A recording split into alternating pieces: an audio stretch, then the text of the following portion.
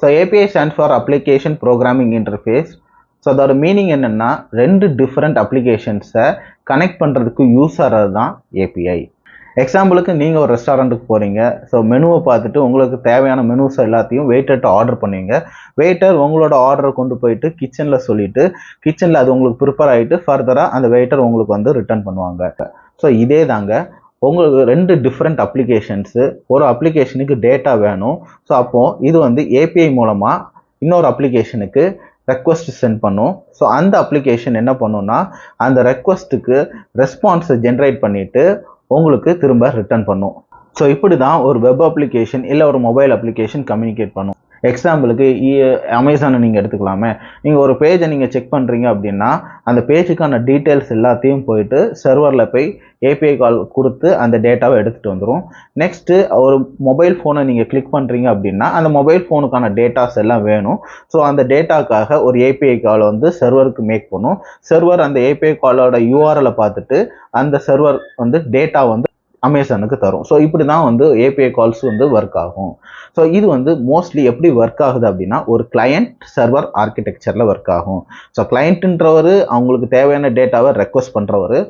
So சர்வர்ன்றது request பண்ணுற யூஆர்எலை பார்த்துட்டு அதுக்கு தேவையான ரெஸ்பான்ஸை சென்ட் பண்ணுறது. ஸோ இதுதான் ஒரு கிளையண்ட் சர்வர் ஆர்கிடெக்சர். ஸோ இதில் அந்த யூஆர்எல் தான் மெயின் பார்ட்டு. ஸோ அந்த யூஆர்எலை பேஸ் பண்ணி தான் அந்த ரெஸ்பான்ஸே சென்ட் ஆகும். ஸோ ஒரு ஏபிஐ கால் வெறும் யூஆர்எலை வச்சு மட்டும் கம்யூனிகேஷன் பண்ணாது. ஸோ அதுக்கு தேவையானது சில மெத்தட்ஸ் இருக்குது. ஸோ அதில் ஒரு 5 மெத்தட்ஸ் இருக்குது. அதில் ஃபர்ஸ்ட் மெத்தட் வந்து get method, second method post method, third put method, fourth method delete, fifth patch. So ஒவ்வொரு மெத்தடுக்கும் ஒரு ஆப்ரேஷன்ஸ் இருக்கும். ஸோ கெட் மெத்தட் அப்படின்றது உங்களுக்கு ஏதாவது ஒரு டேட்டா கெட் பண்ணணும் அப்படின்னா நீங்கள் கெட் மெத்தட் யூஸ் பண்ணிக்கிடலாம். சப்போஸ் நீங்கள் ஏதாவது ஒரு டேட்டாவை சேவ் பண்ணணும்னு நீங்கள் நினைக்கிறீங்க அப்படின்னா நீங்கள் போஸ்ட் மெத்தடை யூஸ் பண்ணிக்கலாம். சப்போஸ் ஏற்கனவே இருக்கிற டேட்டாவை நான் அப்டேட் பண்ணணும்னு நினச்சேன்னா நான் புட் மெத்தடை யூஸ் பண்ணணும். சப்போஸ் ஏதாவது ஒரு டேட்டாவை நான் ரிமூவ் பண்ணணும் அப்படின்னு நினச்சேன்னா நான் டெலீட் மெத்தடை யூஸ் பண்ணணும். ஏற்கனவே இருக்கிற டேட்டாவில் கொஞ்சோண்டு டேட்டாவை மட்டும் அப்டேட் பண்ணணும் அப்படின்னா நீங்கள் வந்து பேட்ச் மெத்தடை யூஸ் பண்ணிக்கலாம். ஸோ ஒரு ஏபிஐ காலுக்கு முக்கியமாக தேவையானது 2 விஷயம். ஒரு யூஆர்எல், ரெண்டாவது என்ன மெத்தட் அப்படின்றது. சப்போஸ் நீங்கள் டேட்டாவை சேவ் பண்ணுறது இல்லை அப்டேட் பண்ணுறதுனா அதுக்கான டேட்டாவையும் சேர்த்து அந்த யூஆர்எலோட சேர்த்து அனுப்புவோம். ஸோ இப்படி தான் ஒரு ஏபிஐ கால்ஸ் ஒர்க் ஆகும். ஸோ இந்த ஏபிஐ கால் வந்து ரெஸ்பான்ஸை சென்ட் பண்ணும்போது அதுக்கு சில ஸ்டேட்டஸ் கோடையும் சேர்த்து சென்ட் பண்ணும். அந்த ஸ்டேட்டஸ் கோடை வச்சு தான் நம்ம என்ன டிஃப்ரென்ஷியேட் பண்ணலாம் அப்படின்னா, சப்போஸ் நீங்கள் ஒரு ரெஸ்டாரண்ட்டுக்கு போகிறீங்க, அந்த ரெஸ்டாரண்ட்டில் ஒரு மெனு ஆர்டர் பண்ணுறீங்க, அந்த மெனு இல்லை அப்படின்னா அவங்க உங்கள்கிட்ட வந்து சொல்லுவாங்க, ஓகே இந்த மெனு இல்லை, நீங்கள் வேறு ஏதாவது ஆர்டர் பண்ணுறீங்களா அப்படின்னு சொல்லுவாங்க. அதே மாதிரி தாங்க உங்களோட ஏபிஐ காலு ரெக்வஸ்ட் பண்ணுவீங்க. ரெக்வஸ்ட் பண்ணும்போது சில டேட்டா அங்கே இருக்காது, இல்லாட்டினா சில எரர் வரும். ஸோ இது ஒவ்வொரு இதுக்கும் ஒரு ஸ்டேட்டஸ் கோடை வச்சு நம்ம வந்து டிஃப்ரென்ஷியேட் பண்ணணும். என்னெல்லாம் ஸ்டேட்டஸ் கோட் இருக்குன்றதை நம்ம இப்போ பார்த்துடலாம். ஸோ 200ன்னு ஒரு ஸ்டேட்டஸ் கோட் இருக்குது. ஸோ இது எப்போ யூஸ் ஆகும் அப்படின்னா, நீங்கள் ஏதாவது ஒரு டேட்டா ரெக்வஸ்ட் பண்ணுறீங்க, அந்த டேட்டாவை அது ரிட்டர்ன் பண்ணும்போது சக்ஸஸ் அப்படின்றதுக்காக தான் 200 ஓகே அப்படின்னு சொல்லுவாங்க. ஸோ ரெண்டாவது ஸ்டேட்டஸ் கோட் வந்து 201. ஸோ இது என்ன, சப்போஸ் நீங்கள் ஏதாவது ஒரு டேட்டாவை சேவ் பண்ணுறீங்க அப்படின்னா சேவ் சக்ஸஸ்ஃபுல்லாக ஆகிடுச்சுன்னா 201 ஸ்டேட்டஸ் கோடை நீங்கள் ரிட்டர்ன் பண்ணணும். சப்போஸ் நீங்கள் ஏதாவது ஒரு டேட்டாவை ரிமூவ் பண்ணுறீங்க அப்படின்னா அது சக்ஸஸ்ஃபுல்லாக ரிமூவ் ஆகிடுச்சுன்னா நீங்கள் 204 ஸ்டேட்டஸ் கோடை யூஸ் பண்ணிக்கிடலாம். சப்போஸ் நீங்கள் சென்ட் பண்ணுற டேட்டா வேலிடாக இல்லை அப்படின்னா நீங்கள் 400 ஸ்டேட்டஸ் கோடை சென்ட் பண்ணலாம். ஸோ யூஸ்வலாக ஒரு ஏபிஐ காலை டேரெக்டாக பப்ளிக்காக ஆக்சஸ் பண்ண விட மாட்டாங்க. சில ஏபிஐ கால்ஸ் வந்து பப்ளிக்காக ஆக்சஸ் பண்ண விடுவாங்க, சில ஏபிஐ கால்ஸை வந்து ப்ரொடெக்ட் பண்ணி வச்சுருப்பாங்க. ஸோ அந்த ஆத்தென்டிகேஷன் ஃபெயிலியர் ஆச்சுன்னா அப்போது ஒரு ஸ்டேட்டஸ் கோட் கொடுக்கணும். அது வந்து 401. ஓகே, சப்போஸ் சில பர்டிகுலர் ஏபிஐ கால்ஸை மட்டும் ஒரு ரோல் பேஸ் பண்ணி ரெஸ்ட்ரிக்ட் பண்ணுறாங்க அப்படின்னா அதுக்கு ஒரு ஸ்டேட்டஸ் கோட் யூஸ் பண்ணுறாங்க. அதுக்கு வந்து 403 யூஸ் பண்ணுறாங்க. சப்போஸ் உங்களோட ஏபிஐ கால்லேயே ஓவராலாக ஏதாவது எரர் இருந்துச்சு அப்படின்னா அப்போது ஒரு ஸ்டேட்டஸ் கோட் சென்ட் பண்ணணும். அதுதான் 500. ஸோ இந்த ஸ்டேட்டஸ் கோடு தான் ரொம்ப இம்பார்ட்டன்ட். ஸோ இதை பேஸ் பண்ணி தான் கிளைண்ட் சைடில் ஏதாவது ஒரு ஆப்ரேஷன் பர்ஃபார்ம் பண்ணுவாங்க. எக்ஸாம்பிளுக்கு நான் ஒரு டேட்டாவை சேவ் பண்ண நினைக்கிறேன். டேட்டா சேவ் ஆகி சக்ஸஸ்ஃபுல்லாக முடிஞ்சிருச்சு அப்படின்னா நான் வந்து 200 ஸ்டேட்டஸ் கோடை வச்சுட்டு ஒரு சக்ஸஸ் மெசேஜை நான் காட்டிடுவேன்.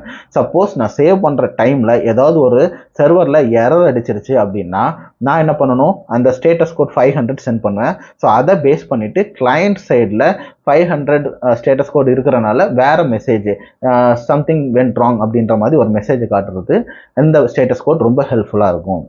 ஸோ நம்ம இது வரைக்கும் ஏபிஐ கால்ஸ் எப்படி ஒர்க் ஆகுது, என்னெல்லாம் மெத்தட்ஸ் இருக்குது, என்னெல்லாம் ஸ்டேட்டஸ் கோடை வச்சு ரெஸ்பாண்ட் பண்ணுது அப்படின்றத ஃபுல்லாக நம்ம பார்த்தாச்சு. ஆனால் ஏபிஐ காலில் இன்னொரு முக்கியமான விஷயம் செக்யூரிட்டி. அந்த செக்யூரிட்டியில் 3 டேர்ம்ஸ் இருக்குது. அதில் ஒன்று ஆத்தென்டிகேஷன், இன்னொன்று வந்து ஆத்தரைசேஷன், இன்னொன்று வந்து ரேட் லிமிட்டிங். இந்த 3 விஷயத்தை கன்சிடர் பண்ணி தான் நம்ம எந்த ஏபிஐ காலும் எழுதணும். இதுக்கு நான் எக்ஸாம்பிள் நான் சொல்கிறேன். நீங்கள் வந்து ஒரு இன்ஸ்டாகிராம் அக்கௌண்ட் வச்சுருக்கீங்க. இன்ஸ்டாகிராம் அக்கௌண்ட்டில் நீங்கள் லாகின் பண்ணால் தான் உங்களோட டீட்டெயில்ஸ் எல்லாத்தையும் உங்களால் பார்க்க முடியும். கரெக்ட் தானே? ஸோ அப்போது லாகின் பண்ணுறீங்கல்ல, யூசர் நேம் பாஸ்வேர்டை கொடுத்து நீங்கள் லாகின் பண்ணதுக்கப்புறம் அதை தான் என்ன சொல்லுவாங்கன்னா ஆத்தென்டிகேஷன் அப்படின்னு சொல்லுவாங்க.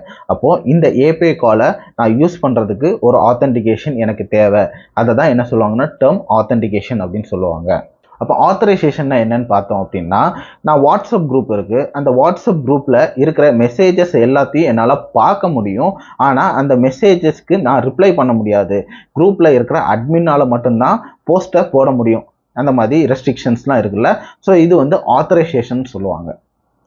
ஸோ ஆத்தரைசேஷன் அப்படின்னா என்னால் சில ப்ரிவிலேஜஸ் தான் யூஸ் பண்ண முடியும், சில இடத்துக்கு எனக்கு ஆக்சஸ் இருக்காது. ஸோ அது வந்து ஆத்தரைசேஷன். சில அப்ளிகேஷன்ஸில் நீங்கள் லாகின் பண்ணுவீங்க. லாகின் பண்ணதுக்கப்புறம் அட்மினுக்கு ஒரு ரோல் இருக்கும், சாதாரண கஸ்டமருக்கு ஒரு ரோல் இருக்கும். ஸோ கஸ்டமர் வந்து அட்மினோட ஸ்க்ரீனை பார்க்கக்கூடாது அப்படின்னா இந்த மாதிரி ஆத்தரைசேஷனை யூஸ் பண்ணுவாங்க. ரோல் பேஸ் பண்ணி ஆத்தரைஸ் பண்ணுவாங்க. ஸோ இதையும் நம்ம ஏபிஐ கால் எழுதும் போது அதை கன்சிடர் பண்ணி தான் எழுத வேண்டியிருக்கும். 3வது ரொம்ப இம்பார்ட்டன்ட், நிறைய பேர் வந்து தெரியாத விஷயம், ரேட் லிமிட்டிங். ஸோ இந்த ரேட் லிமிட்டிங் என்னென்னா, ஒரு ஏபிஐ காலை நீங்கள் வச்சுருக்கிறீங்க, ஓப்பனாக கொடுக்குறீங்க அப்படின்னா சில பேர் வந்து என்ன பண்ணிடுவாங்கன்னா அந்த ஏபிஐ காலை கண்டினியூஸாக ஹிட் பண்ணிகிட்டே இருப்பாங்க. ஸோ இப்படி ஹிட் பண்ணுறதுனால என்ன ஆகும் அப்படின்னா, நார்மலான ஒரு யூஸருக்கு அந்த ஏபிஐ காலை யூஸ் பண்ண முடியாது. ஏன் அப்படின்னா அங்கே ஒரு ஹெவி டிராஃபிக் இருக்குது.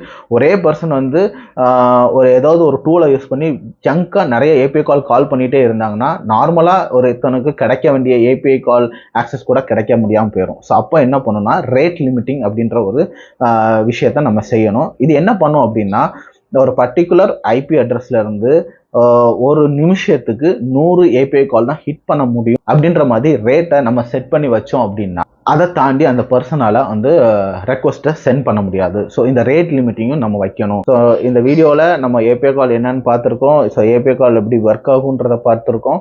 ஸோ என்னெல்லாம் மெத்தட்ஸ் இருக்குது, என்னெல்லாம் ஸ்டேட்டஸ் கோட் இருக்குது, என்னெல்லாம் செக்யூரிட்டி ப்ராக்டிசஸ் நீங்கள் ஃபாலோ பண்ணணும் அப்படின்றத ஃபுல் கம்ப்ளீட்டாக நான் உங்களுக்கு எக்ஸ்பிளைன் பண்ணியிருக்கிறேன். ஸோ நெக்ஸ்ட்டு நம்ம எப்படி ஒரு ஏபிஐ கால் வந்து இருக்கும் அப்படின்றத நான் உங்களுக்கு எக்ஸ்பிளைன் பண்ணுறேன். இதுதான் ஒரு வெப்சைட். இந்த வெப்சைட்டில் வந்து நிறைய சாம்பிளாக வந்து ஏபிஐ கால்ஸ் வச்சுருப்பாங்க. ஸோ இதில் பார்த்தீங்க அப்படின்னா லிஸ்ட் ஒரு யூசரோட டேட்டாவை எடுக்கிறதுக்கு கெட் ஏபிஐ கால் ஒன்று வச்சுருக்காங்க. ஸோ அந்த கெட் ஏபிஐ காலுக்கு ஒரு யூஆர்எல் இருக்குது. ஸோ அந்த யூஆர்எல் நீங்கள் பார்த்தீங்க அப்படின்னா இந்த யூஆர்எல் நான் கொடுத்தேன் அப்படின்னா அது எனக்கு கொடுக்குற டேட்டா.